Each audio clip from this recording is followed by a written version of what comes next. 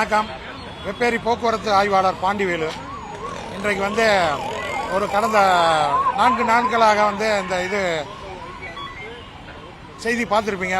நீங்களே ஒளிபரப்பீங்க, ஊடகங்கள் மற்றும் பத்திரிகைகள் நிறையா வந்திருக்கு. அதனுடைய தொடக்கமாக இன்றைக்கு அமல்படுத்தப்படும் சொல்லியிருந்தாங்க. அதனால் இன்றைக்கு சென்னை மாநகரம் முழுவதும் ஆய்வாளர் தலைமையில் முதல் கட்ட நடவடிக்கையாக காவல்துறையில் உள்ளவங்களை மட்டும் நம்பர் பிளேட்டில் சுத்தமாக தெளிவாக தெரியணும். அது ஏற்கனவே சட்டம் அமலில் இருக்குது.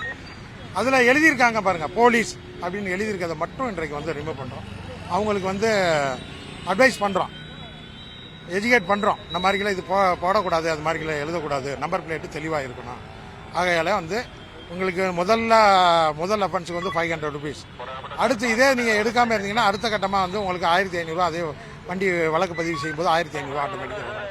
ஆகையால் நீங்களே போய் உங்கள் வண்டியில் எந்த வித கீரல் இல்லாமல் நீங்களே மெதுவாக எடுத்துருங்க அப்படின்னு சொல்லி அட்வைஸ் பண்ணி அனுப்பிடுவோம்.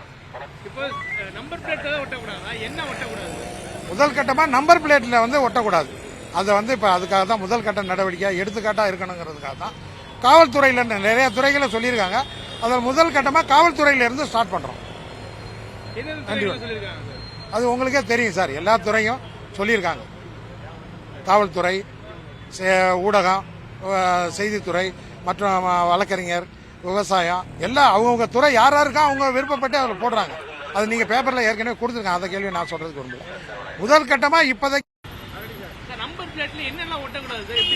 நம்பர் பிளேட்டு பார்ப்பதற்கு முன்னாடி பின்னாடி தெளிவாக இருக்கணும்.